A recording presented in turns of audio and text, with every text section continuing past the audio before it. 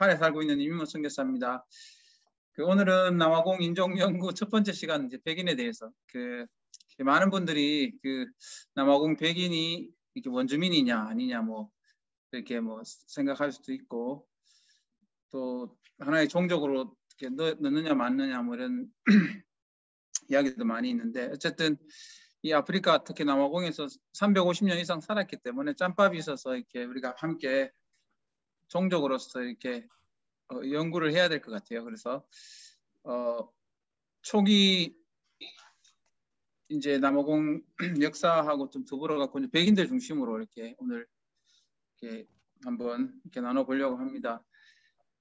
제가 이렇게 뭘 하다 보면 욕심이 많아가지고 막 워낙 많이 벌렸다가 다시 좁히는 시간들이 그런데 아무튼 이 백인에 대한 이야기를 하면서 제가 꼭 한번 같이 나눠보고 싶은 이야기 중에 하나는 이제 대항해 시대에 대한 이야기를 좀 하려고 합니다. 여러분 잘 아시는 것처럼 유럽에서 이제 대항해 시대가 시작되면서 많은 이제 정복의 역사들이 많이 일어났잖아요. 잘 아시는 것처럼 향신료 무역이 이렇게 시작되고 난 다음에 향신료 후추값이 엄청나게 비싼 이제 그런 상황들이 있을 때 오스만 투르크 제국이 이제 비잔티움 동로마 제국을 이제 정복하고 이베리아 반도 이쪽을 다 점령을 하고 난 다음에 어떤 일이 벌어졌느냐 하면은 이제 당시에 후추 무역을 통해 가지고 이렇게 나라의 국고를 많이 이제 하고 하는 이런 일, 특히 이제 고기를 이렇게 맛있게 먹기 위해 가지고 후추를 이렇게 수입하기 위해서 이렇게 골몰하는 그런 상황들이었는데 길이 막힌 거죠. 원래 육로를 통해서 여러분 아시는 요르단의 요르단이 뭐죠? 거기 갑자기 말이 생각이 안 나네요. 요르단에 거기 요새 같은 데 있잖아요. 이제 길을 통해 가지고 이렇게 항상 향신료 무역들이 이렇게 왔다 갔다 하면서 베네치아를 통해 가지고 이렇게 유럽에 이제 공급이 되었거든요. 그런데 육로를 이제 오스만 제국이 이제 이슬람 국가죠. 이슬람 국가가 정복함을 통해 가지고 육로가 막히게 된 거죠. 그러다 보니까 이제 베네치아를 통해서만 무역을 하도록 그렇게 했는데 이 후추값이 이제 엄청나게 비싼 거예요. 뭐 후추 한 알이 거의 뭐 금부치 하나하고 같다 뭐 할 정도로 후추 두세 알이면은 이제 노동자들이 1년 노동을 할 정도로 이렇게 비싼 이제 그런 상황들이 된 거죠. 그리고 이제 유럽에 있는 나라들이 자기 무역을 꼭 해야 되겠다라는 생각들을 하는데 길이 막혀가지고 어떻게 할까 하는 상황들이 이제 벌어지는 상황이 있었고요. 십자군 전쟁 여러분 잘 아실 것입니다. 십자군 전쟁에서 탄생한 나라가 이제 포르투갈이라는 나라인데 이 이베리아 반도 한쪽에 포르투갈이라고 하는 도시를 점령하면서부터 이제 포르투갈이 이제 시작되었다고 하더라고요. 십자군 전쟁으로 왔던 프랑스 사람 아폰수라고 하는 이 사람이 이제 지도력을 인정받아가지고 거기에 이제 왕처럼 이렇게 하게 되는데 초기에는 이제 왕국으로 인정을 못 받게 돼요. 여러분 잘 아시는 것처럼 십자군 전쟁으로 통해서 탄생했기 때문에 이제 카톨릭의 이제 지배를 받게 되는 거죠. 그러니까 교황에 대한 교황이 이제 나라에 대한 많은 여러 가지들을 이제 행사하는 이제 그런 상황이다 보니까 이 아폰수 1세가 나라를 하기 위해 가지고 뭘 하느냐 하면은 이제 성전 같은 걸 많이 짓죠. 그런 걸 통해 가지고 계속 교황청에 로비를 해갖고 1179년에 결국 나라로 이제 인정을 받게 됩니다. 그렇게 해서 이제 나라가 이렇게 계속 성장해 가는 중에 1383년에 이 아폰소 1세가 했던 왕조 이름이 부르고누 왕조였거든요. 부르고누 왕조가 이제 적자가 없는 거죠. 그 다음에 이제 왕으로 돼야 될 아들이 없는 상황 속에서 그 주왕 1세 아마 여러분 들어보셨을 거예요. 주왕 1세가 이제 서자인데 자기가 이제 왕이 되겠다. 이제 그렇게 할 때 그 옆나라 이제 스페인에서 이렇게 되지 못하도록 이렇게 방해하는 가운데 싸워서 이기죠. 결국 이겨가지고 이제 주왕 1세가 이제 왕이 되고 아마 여러분들이 많이 들었을 텐데 이제 대항해 시대를 열었던 엔리크 왕조가 이제 그 다음에 그 아들로부터 이제 시작이 됩니다. 1415년에 이제 세우타라고 하는 그 북아프리카 쪽에 있는 굉장히 지리학적으로 굉장히 중요한 지역입니다. 그 지역이 이제 점령을 하죠. 그렇게 하면서 이제 대항해 시대가 열리게 되는데 이때 이제 인도로 가는 이제 무역로를 개척하기 위해 가지고 이제 북아프리카 쪽으로 포르투갈은 조금씩 와 보면서 이렇게 가려고 하는 그때에 누가 찾아오느냐 하면 여러분 잘 아시는 이제 그 콜럼버스가 그 찾아와 가지고 자기가 이제 인도를 찾을 수 있다. 그렇게 서쪽으로 이제 가면 인도를 찾을 수 있다. 그리고 이제 그때 당시에 이제 그 모든 그 당시에 있는 많은 분들이 지구가 둥글다는 것을 다 알고 있는 그런 상황이었다고 합니다. 그런데 이제 흔히 이제 역사적으로는 이제 콜럼버스가 지구가 둥글다는 것을 이야기하면서 자기가 인도를 찾을 수 있다 그렇게 이야기했는데 실제로 이제 그런 이야기들을 다 들으면서 보니까 좀 황당한 거죠. 뭐가 황당하냐면은 본인이 그 콜럼버스가 주장하는 그 글이라든지 여러 가지 상황들이 굉장히 황당한 상황이어서 포르투갈에서는 이제 그 거부합니다. 나는 이제 후원 못 해주겠다. 이제 그렇게 하는 중에 이렇게 바들로메 디아즈가 1488년에 이제 저는 이제 그 나중에 이제 이야기하겠지만 희망봉을 발견했다기보다는 희망봉이 발견당했다. 이제 그렇게 이제 보는데요. 아무튼 이런 상황들이 이루어졌을 때 이제 어떤 일이 벌어지냐면 1488년 희망봉이 발견되었을 때 이제 스페인하고 항상 포르투갈은 이제 경쟁하는 쪽이었는데 굉장히 이제 그 포르투갈이 인도 항로를 먼저 개척할까봐 이렇게 굉장히 전전긍긍할 때에 그때 이제 콜럼버스가 이제 스페인을 찾아가 가지고 또 똑같은 이야기를 합니다. 그게 많은 사람들이 들었을 때 황당했지만 그 포르투갈이 이미 그 희망봉을 발견했다는 그것들 때문에 이제 콜럼버스를 보내주게 되죠. 그래서 콜럼버스는 이제 서쪽으로 가면 이제 인도가 있다고 생각하고 이제 첫 번째 신대륙을 발견하게 되면서 거기서 만났던 사람들을 이제 인디오라고 했죠. 그래서 나중에 이제 인디언들하고 구별하기 위해 가지고 이제 아메리카 인디언 하는 이제 그런 말도 이제 그때 생겨나고요.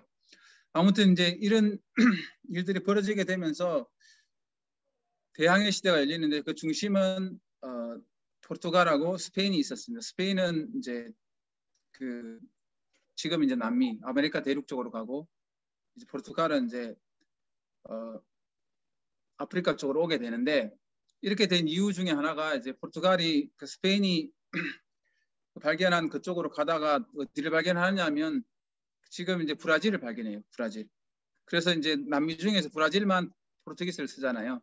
이제 브라질을 발견하고 했을 때 스페인 쪽에서 이제 교황청에다가 이야기합니다. 우리가 이렇게 먼저 발견한 곳인데 이 포르투갈이 그 브라질을 발견했다고 자기 거라고 하는데 우리 그게 쉽게 말하면 정복하지 못하도록 하라고 이제 교황청에다가 이제 말을 하죠.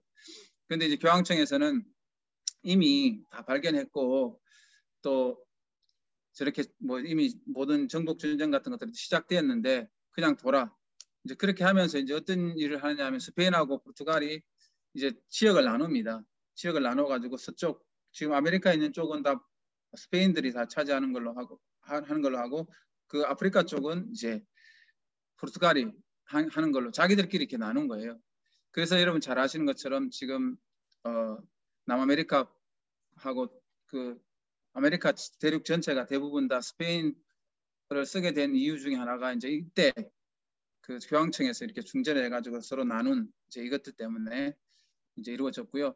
잘 아시는 것처럼 콜럼버스는 자기가 발견한 곳이 자기가 죽을 때까지 인도인 줄 알았고 그 이후에 이제 그 아메리코라고 하는 그 콜럼버스하고 같이 갔던 이 사람이 계속해서 그 대륙을 가면서 그게 인도가 아니라는 것들을 이렇게 나중에 이야기하게 되면서 그 대륙의 이름이 이제 아메리카가 되었다, 이제 그런 이야기가 있는데, 이 부분은 뭐 어쨌든 이제 그런 이야기가 있고요.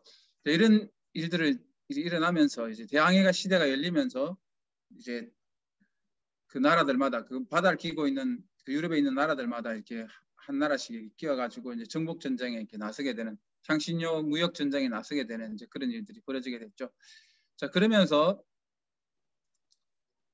다음에 보시면 그 좀 잘려서 나오는데, 아까 제가 말씀드린 것처럼 바돌메 디아즈가 희망봉에게 발견을 당했다 그랬는데, 왜냐하면 그 엔리케가 바돌메 디아즈를 보내면서 그 두 가지 임무를 주죠. 인도로 가는 항로를 개척하고 또 전설의 그 기독교 나라, 우리가 흔히 이제 말하는 그 에티오피아, 거기를 이제 발견하라고 보내는데, 그 콩고 있는 그쪽에서 이렇게 폭풍에 휩싸여 가지고 한 열흘 정도 이렇게 헤매다가 그 결국은 이제 그 희망봉을 발견하게 되는 거죠. 그래서 이제 이들이 처음으로 이제 발을 디뎠던 땅이 모슬베이죠. 모슬베이. 이 사람들이 물을 얻기 위해서 이제 모슬베이에 내려가지고 아마도 코이코이들하고 만났지 않을까, 이렇게 그렇게 역사적으로 보고 있고요. 이후에 이제 돌아가서 바돌로메 디아즈가 그 주왕 2세에게 이제 이야기할 때 그곳이 너무 폭풍이 많아가지고 그게 폭풍의 곳이다, 케오포스 섬이다 그랬을 때, 그 주왕 2세가 그 인도로 갈 수 있는 그 희망이 있는 곳이니까 케이프 오브 굿 케이프 오브 굿 호프라고 그렇게 이름을 이제 바꿔 희망봉이라고 바꿔서 이제 짓게 되고, 1497년도에 바스코 다가마를 필두로 해서 바돌로메 디아즈가 이제 그 희망봉까지 오는 항로를 도와주고 해서 이제 인도 항로를 개척하게 되죠.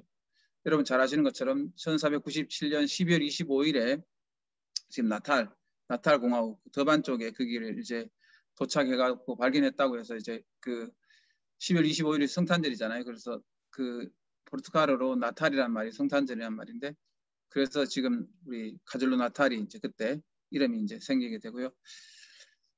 영국도 이제 이 대항해 시대에 이제 후발주자로서 이렇게 동참하면서 이 바돌로메 디아즈가 발견했던 그 희망봉 이쪽으로 왔다 갔다 하면서 이렇게 무역을 했던 것으로 이렇게 생각됩니다. 왜냐하면은 이제 그 아우추마오라고 하는 이 추장, 나중에 이제 그 얀빤 리백이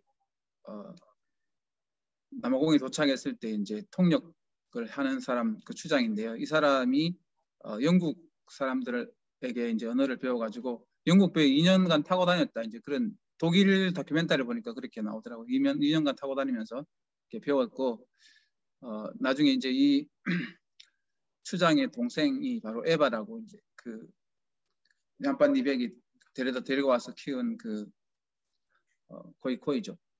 이제 그렇게 나중에 그 이야기는 이제 바깥 이야기니까 깊이 하지 않고요. 아무튼 이제 그때부터 영국도 거기 왔다 갔다 하면서 이렇게 점령을 하는 이제 그런 상황들이 벌어졌는데, 그 15세기에 이렇게 대항해 시대를 열었던 그 포르투갈이 이제 너무 이제 다양한 지역들을 점령하고 뭐 그렇게 하다 보니까 인구가 얼마 되지 않은 상황 속에서 전체를 다 이렇게 전체를 다 이렇게 다스리고 할 수 없는 그런 상황들이 되고 힘이 이제 빠지게 되는 그 틈을 이제 네덜란드가 이제 노려가지고 동인도회사를 만들었던 네덜란드가 이제 그 희망봉으로 이제 보내게 되죠. 우리 잘 아시는 그 첫 번째 이제 남아공 정착인이 이제 도착을 하게 되는데, 여러분이 잘 아시는 얀빤 리백 중심으로 여기 이제 90명, 130명 써놓은 이유는 뭐냐면, 이제 영어 자료들을 보고 또 특히 이제 남아공에서 우리가 공부하는 사람들은 이제 90명이라고 보통 이야기하는데, 한국 그 외국의 대학에서 그 가르치시는 분들은 다 130명으로 이렇게 가르치시더라고요. 외국어 대학에서 이제 아프리카 학과를 가르치시는 분들. 그래서 제가 이렇게 두 가지를 넣었는데 어쨌든 뭐 인원은 중요한 것은 아니고 이때 당시에 이제 저희가 이제 늘 공부하는 걸로 보면 남자가 82명, 여자가 8명 아무튼 그렇게 도착을 해서 이제 지금 여러분 이 그림을 너무 많이 보셨죠. 얀반 리백이 이제 도착을 하게 되는 이제 그런 일들이 있었습니다. 그러면서 이제 정착지를 이제 개척해 나가는 그런 일들을 하게 되죠. 처음에 이제 그 얀반 리백이 와서 이렇게 이 사람들을 같이 농사 짓고 하려고 하는데 뭐 생각보다 말을 잘 안 듣죠. 말도 잘 안 듣고 또 이 사람들 참 다스리기가 참 쉽지 않잖아요. 또 우리가 뭐 흔히 잘 아는 것처럼 그 과거에 배 탔던 사람들은 좀 거친 사람들도 많고 이제 그러다 보니까 그 이야기에 따르면 얀파니백이 이제 그 사람들을 잘 다스리기 위해서 새벽에 새벽 기도를 이렇게 하고 그 예배를 드리는 그런 일들을 했고 또 예배에 나오는 사람들에게 포도주를 하나씩 선물하고 뭐 이런 것들을 이제 했다 그런 이야기를 합니다.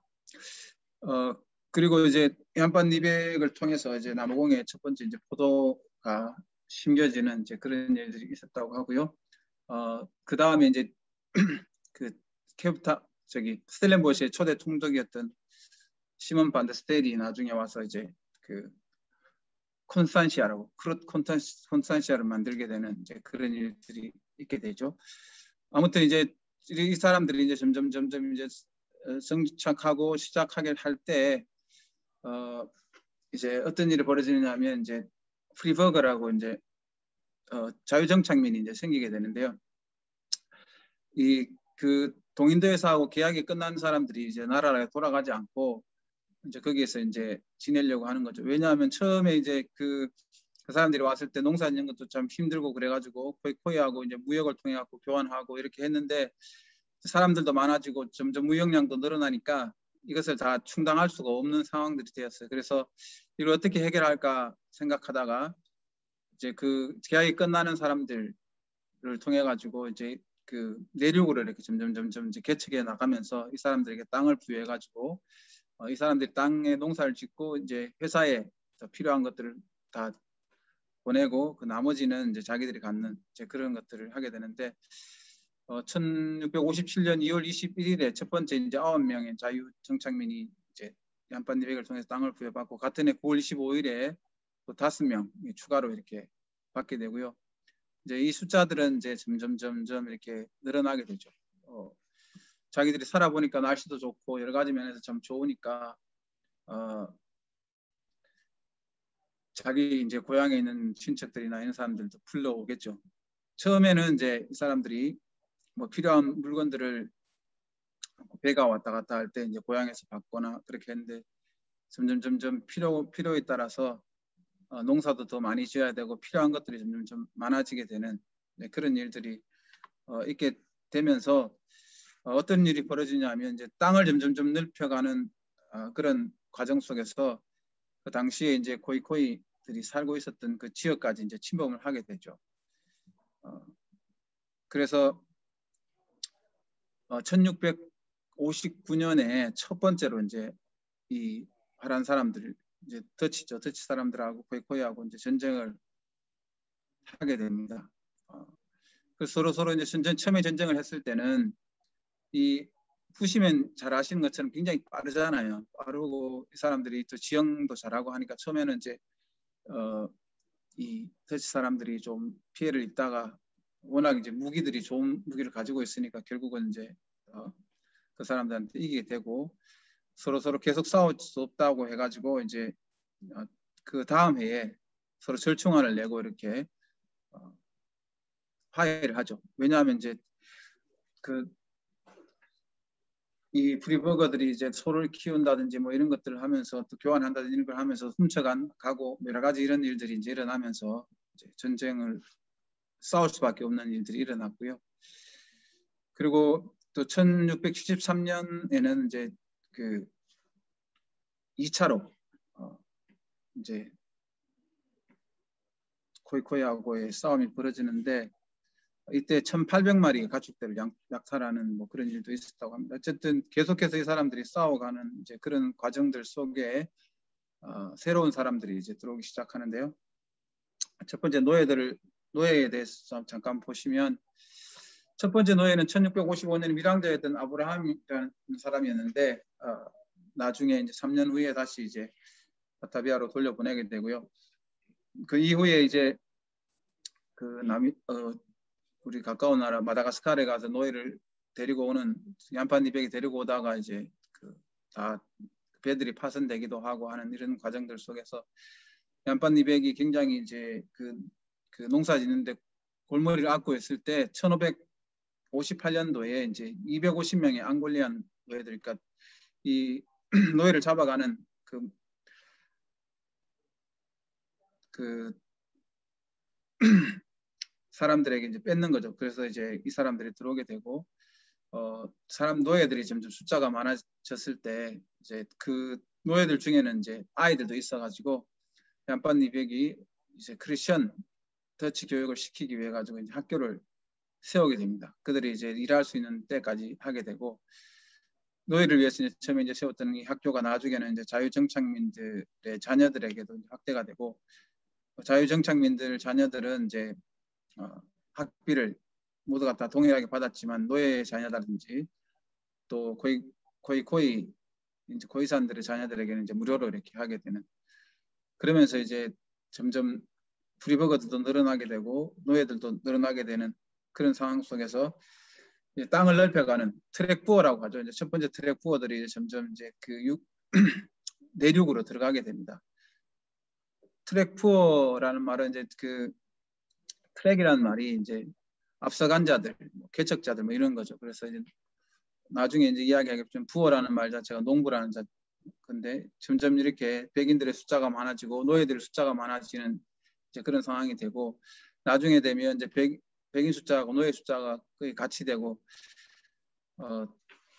결국은 나중에 집에 있는 그 백인 가족들보다 노예 숫자가 더 많아지는 그런 일들도 있게 되죠. 이런 와중에 이제 1688년부터 889년 사이에 200명의 정도의 위그너들, 낭트 칙령 폐지로 인해 가지고 이제 천주교에게 박해받던 프랑스 사람들이 이제 네덜란드에 들어와 있는 중에 여기 정착민을 구한다는 이야기를 듣고 또 종교 박해를 피해서 이제 들어오게 되죠. 그래서 스텔렌보시 프렌치국에 이제 정착하게 되는데 이 사람들이 들어오면서 남아공에 정말 많은 변화들이 있습니다. 와인 산업뿐만 아니라 뭐 다양한 부분에 변화들이 있는데, 이 위그너들에 대해서는 우리 김경애 선교사님께서 2번 이렇게 강의를 하셨거든요. 그걸 꼭 참고해서 보시면 좋을 것 같습니다. 위그너들이 들어오면서 이 남아공의 변화뿐만 아니라 위그너들이 이제 흩어지면서 영국 뭐 전 세계 유럽에 막대한 영향력을 끼치는데 이분들이 정말 대단한 분들입니다. 이분들에 대한 이야기들은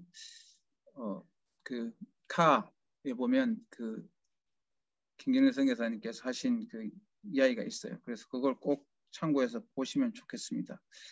그러면서 이제 점점 백인들의 숫자가 이렇게 늘어나게 됩니다. 그리고 이제 영국이 드디어 이제 진출하게 되는데요. 1795년에 이제 프랑스가 네덜란드를 점령하니까 여러분 잘 아시는 것처럼 영국하고 프랑스는 또 원수잖아요. 100년 전쟁까지 하고, 그래서 서로가 이제 원수 같은 그런 관계인데, 프랑스가 이제 케이프타운을 진출하는 것을 막기 위해 가지고 이제 첫 번째로 점령을 하죠. 그랬다가 다시 1803년에 다시 돌려줍니다. 주고 또 나폴레옹이 이제 전쟁을 막 하는 그런 상황들이 벌어지고 또 연합군에게 패하는 여러 가지 이제 그런 상황들 속에서 1806년에 다시 이제 케이프타운을 재점령하고, 앞에서 말씀드린 것처럼 나폴레옹이 연합군에게 패하는 이제 그런 상황들이 벌어졌을 때 1914년에 런던 협약을 통해 가지고 이제 네덜란드가 케이프타운 식민지를 이제 포기하게 되죠. 그래서 대외적으로 영국이 이제 식민지를 확고하게 하는 그런 일들을 벌이게 됩니다. 자, 이후에 이제 어떤 일이 이제 벌어지느냐 하면은 영국이 점령을 하면서 영국이 그 세금을 거두게 되고 또 공식어를 영어로만 사용하게 하고 또 노예제도를 폐지하는 그런 일들이 있으니까 이 아프리카너들 보호인들하고 하는 사람들에게 굉장히 이제 많은 힘든 점이 있었죠. 특히 이제 뭐 다른 것도 힘들지만은 이제 영어만 사용하라고 하니까 굉장히 힘든 거죠. 우리 한국 사람들의 경우로 보면 일제시대에 뭐 우리 일본말만 사용하게 하고 뭐 신사참배하게 하고 여러 가지 이제 그런 느낌이겠죠. 이제 그런 일들이 있을 때 이제 The Great Track이라고 크로 트랙이라고 하는 이제 그 일들이 발생하게 되는데 1835년부터 1846년까지 14,000명 정도의 이제 백인들이 이제 이동을 하게 되고 그 노예들을 다 데리고 이렇게 이동을 하게 되는데 이런 이동을 하면서 이제 대부분 잘 아시는 것처럼 그 웨스턴 케이프에서 쭉 올라가면은 중간에 이제 카로 지역들이 참 많이 있잖아요. 그 사람들이 이제 가는 지역이 사실은 이제 그렇게 좋은 지역은 아니었어요. 이제 그런 상황 속에서 이들이 이제 조금씩 정착을 하는데 뭐 카루라든지 그런 지역에서 뭐 황량한 땅에서 할 일들이 많이 없잖아요. 농사짓고 뭐 하는데 그러다 보니까 이 사람들이 뭘 하느냐 하면 늘 성경을 읽는 거예요. 그 성경을 읽으면서 그 자기 그 보호들과 누구하고 일치시키느냐면 이스라엘 백성들하고 일치시키는데 그 출애굽하는 것을 이제 보는 거죠. 출애굽하는 자기들이 이제 출애굽한 사람들이고 이제 앞으로 자기 하나님께서 택한 선민이기 때문에 이제 자기가 가는 곳마다 그 현지에 있는 사람들을 정복해야 되고 그 사람들 노예 삼아야 된다 이런 선민의식들이 이렇게 강하게 생기게 됩니다. 이렇게 이동하는 상황 속에서 이제 피할 수 없는 것들이 있죠. 여기 이제 보시면은 이제 그 이동했던 경로들이 쭉 나오는데 여기 보시면 백인 개척자들이 이동했던 경로들이 이렇게 쭉 나오고요. 밑에 이 까만 글로 된 거는 이제 나중에 이제 우리가 배우게 되는 그 광물혁명에서 나오는 1차, 2차 보호 전쟁을 통해서 그 이후에 이동하는 것들을 이제 보게 됩니다. 자, 그리고 이제 피할 수 없는 게 이제 전쟁이잖아요. 이제 오늘 이 두 가지 전쟁만 소개를 하자면 그 피해강 전투라고 해서 이제 그 보호하고 줄루족 사이에 이제 전쟁인데 이제 보호들이 쭉 이동하는 가운데 카줄루나탈 쪽에 이제 그쪽에서 이제 그 땅을 좀 달라고 이제 줄루 왕에게 이제 이야기를 했을 때 그 사람들이 이제 그 대표로 갔던 사람들 다 죽이게 되고 그 또 가족들이 있는 데까지 와서 이제 죽이게 되는 이제 그런 일들이 벌어지죠. 그래서 한 6개월 정도를 준비해 가지고 이제 그 12월 16일 그 피해강이라고 하는 그 강 쪽으로 가서 이렇게 전쟁을 하게 되는데 여러분 그 마차 같은 거 있잖아요. 마차를 이렇게 흘러 세워가지고 이렇게 전쟁을 하면서 거의 완전히 그 강이 피가 될 정도로 이렇게 줄루족이 이렇게 죽게 되는 이제 그런 일들이 일어나죠. 그래서 이제 사람들이 그 날을 이제 그 The Day of Fog라고 해서 이제 명세의 날로 명명하고 그 다음에 그 100년 후에 이제 그 기념관을 세우게 되죠. 프레토리아에 있는 그 기념관이 있고요. 이제 이렇게 되었는데 훗날에 이제 아파르테이트가 끝나고 1994년 12월 16일을 이제 남아공 화해의 날로 이렇게 제정을 하게 되면서 지금 우리가 그 보내고 있는 그 공휴일로 보내고 있는 날이 되었습니다. 이때 이제 전쟁에 승리할 때 지도자 이름이 이제 프레토리우스 이제 이 사람의 이름을 딴 도시가 지금 현재 프레토리아고요. 이제 백인들을 연구하면서 이렇게 느끼는 것 중에 하나가 그 백인들 당시에 있었던 지도자들이나 뭐 그런 사람들 딴 이름들이 참 많다 그 생각을 했고요. 또 영국과 이제 줄루와의 전쟁이 있는데 이산드르와나 전투를 이제 하게 되는데 이때 이제 줄루에게 이제 대표한 어떻게 보면 영국 전쟁사의 치욕적인 패배죠.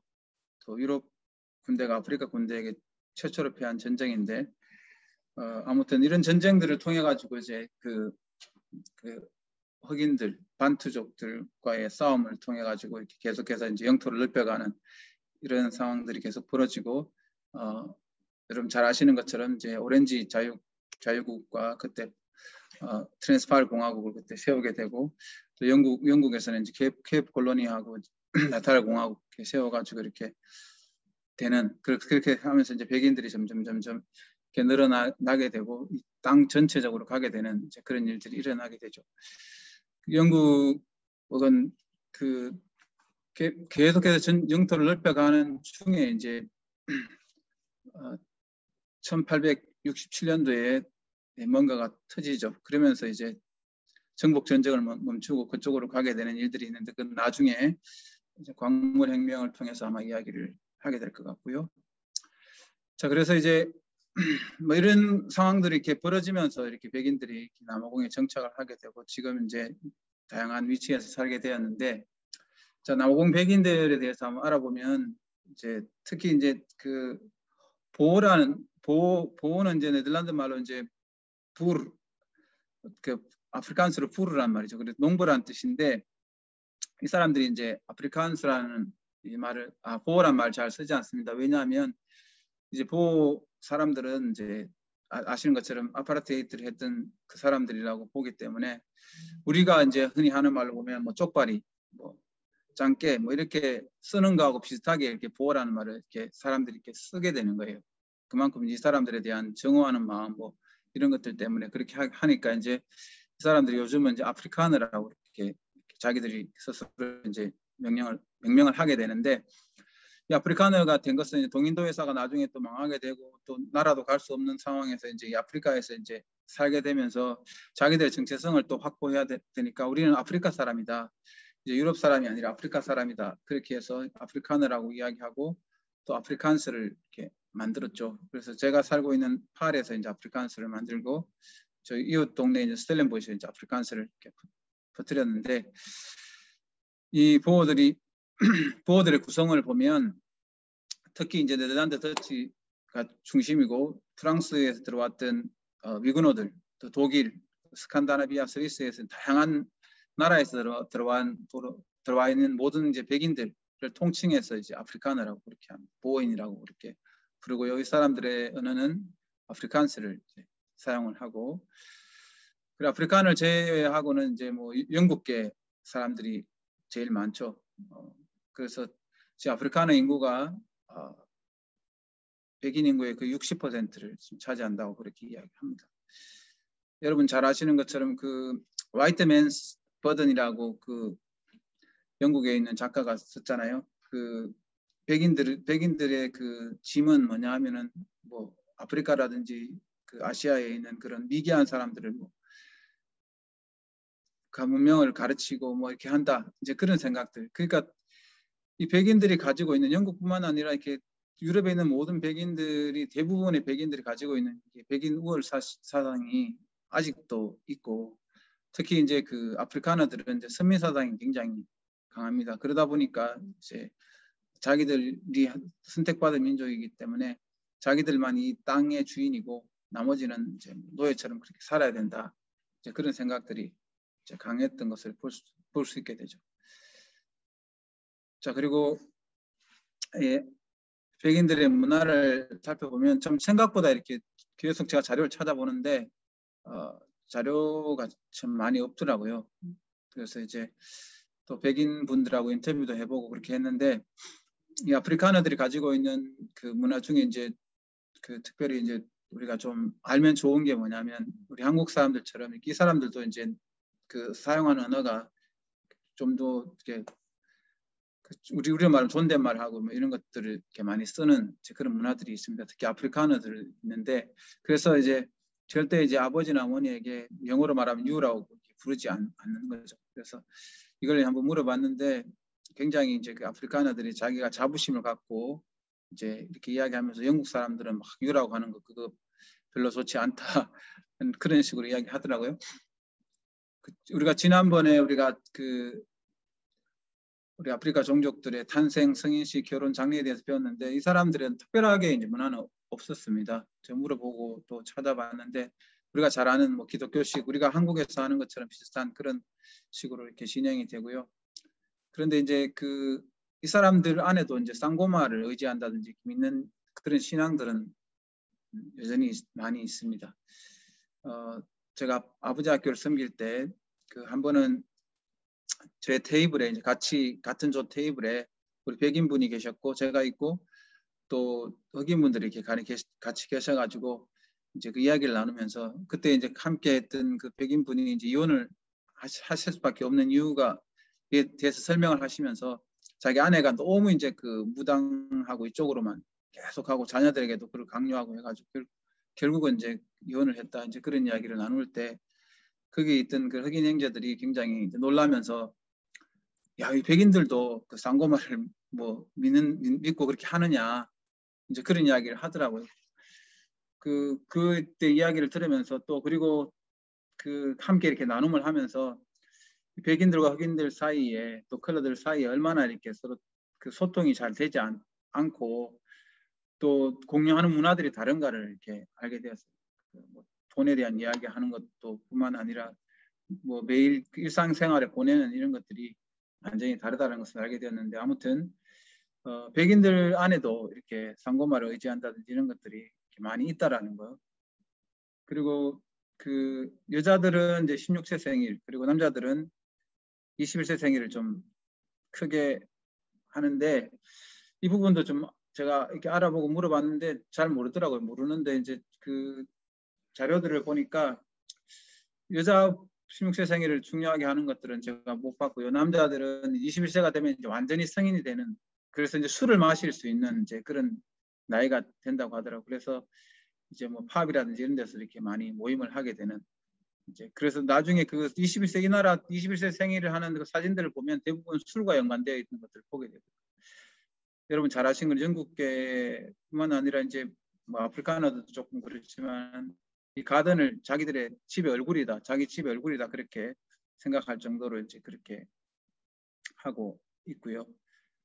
그리고 이 사람들이 좋아하는 이제 운동은 이제 럭비, 크리켓, 뭐 와인 문화를 이렇게 즐기는 이제 그런 것들이 있는데 이것을 뭐 우리가 다 아시는 것처럼 이제 축구는 이제 흑인들의 운동이다 이렇게 보통 이렇게 보잖아요.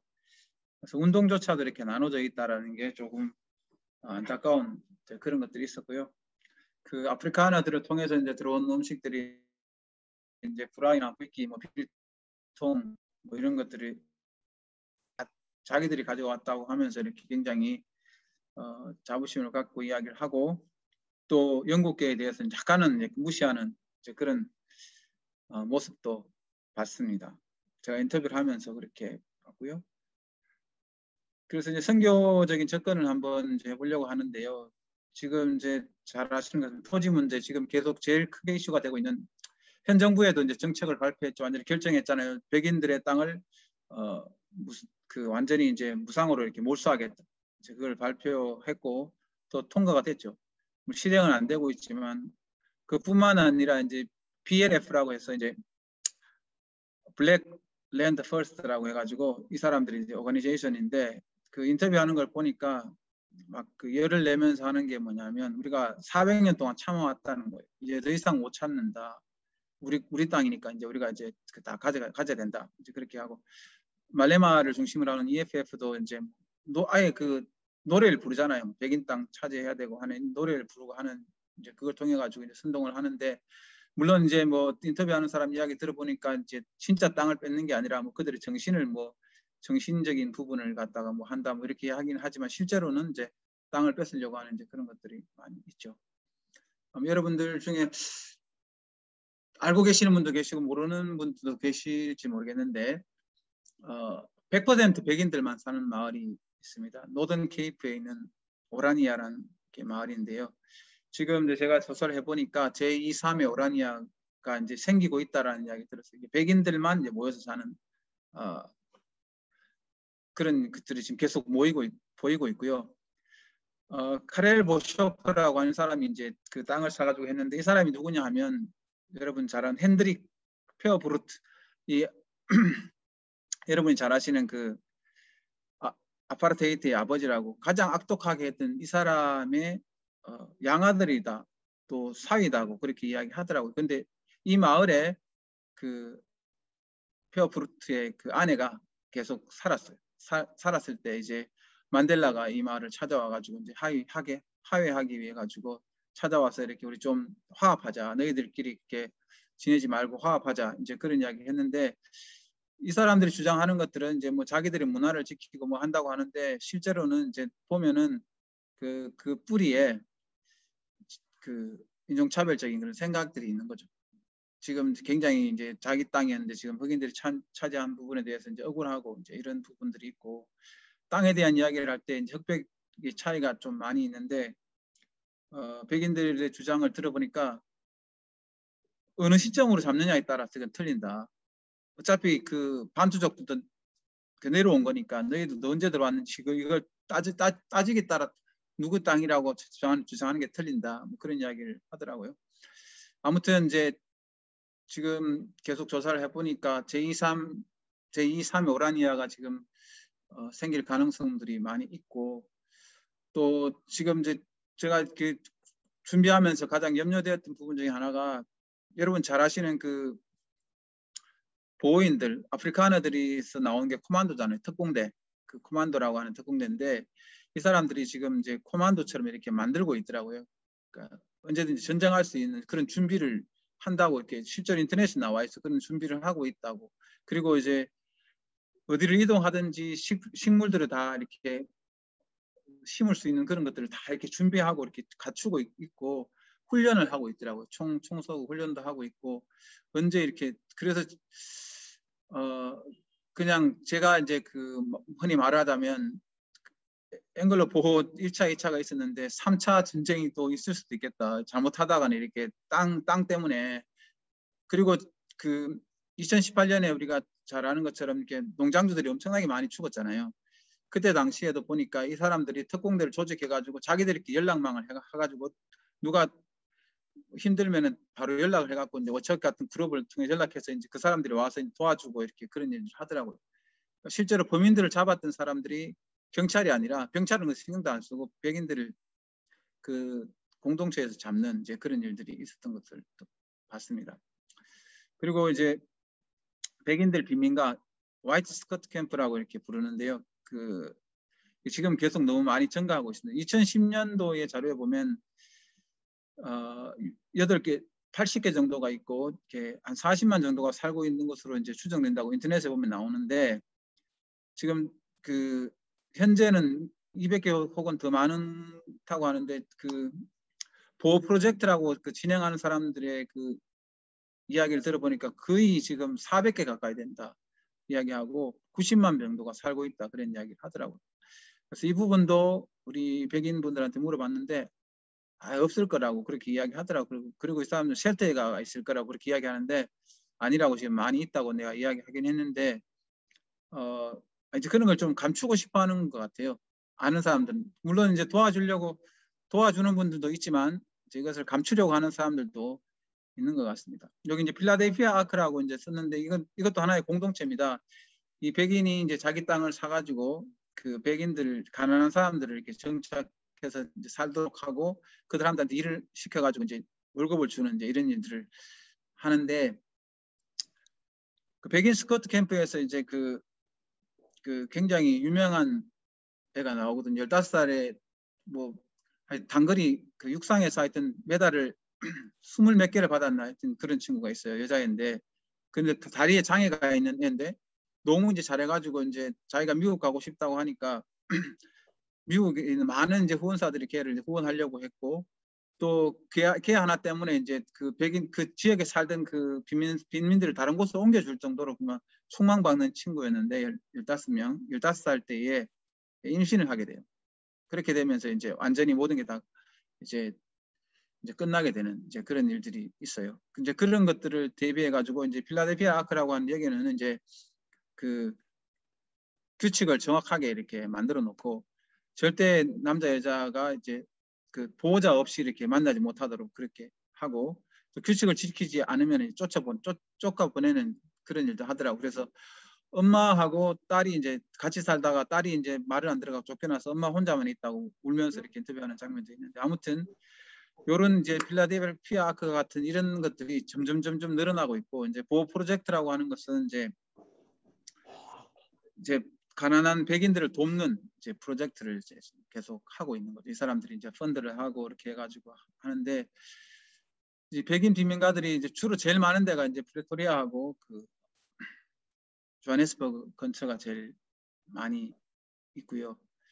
케이프타운 쪽에도 있는 것으로 이렇게 제가 들었고, 벌써 20년 전에도 캐러반 파크라고 이제 캐러반 있는 쪽에 백인들이 이렇게 모여 사는 것이 있었다고 이렇게 이야기를 들었는데, 아무튼 이제 지금 이제 백인들의 빈민들이 점점 증가하고 있고, 그들 사는 곳들이 이제 전기가 아예 하나도 없고 물도 없는 이제 그런 곳에서 이제 살고 있고, 유리 조각 같은 것들이 많이 있는데 아이들이 이제 맨발로 다니는 이제 그런 일들이 있는데, 그 사람들에게 이제 인터뷰를 하는데 이제 그런 이야기 하더라고요. 이게 물론 분노하는 사람도 있고, 그 중에 많은 사람들은 자기 이제 백인들이 했던 그걸 이제 돌려받는다. 우리가 뭐 나하고는 전혀 상관없지만은 그래도 우리 그 할아버지 할머니들이 쭉 그 위에 있는 사람들이 했던 일을 우리가 돌려받는다. 그런 이야기를 하면서 이렇게 사는데, 아무튼 굉장히 비참한 그런 삶을 살고 있는 사람들이 참 많은 것 같습니다.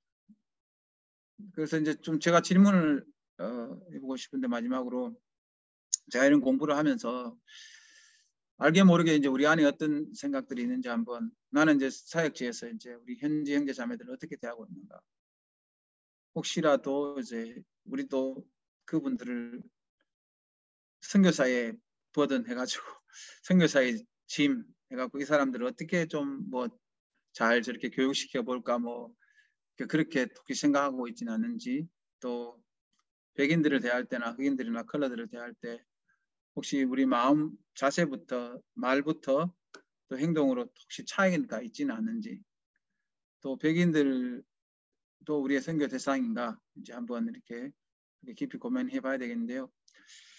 그 제가 이제 그 이 나라 딸 친구 아빠하고 이제 이야기하는 중에 제가 사역하는 이야기를 쭉 하니까 어떤 사람들 대상으로 사역하는지 이렇게 쭉 이야기하다가 그분이 이제 저한테 그런 이야기 하더라고. 왜 이제 백인에 대해서는 대상으로, 선교 대상으로 생각하지 않는 것 같다는 걸 보니까, 물론 하고는 있지만 그게 이제 중점적으로 하고 있지 않는 것 같은데, 그 백인들에 대해서도 선교 대상으로 삼고 그렇게 했으면 좋겠다, 이제 그런 이야기를 하더라고요.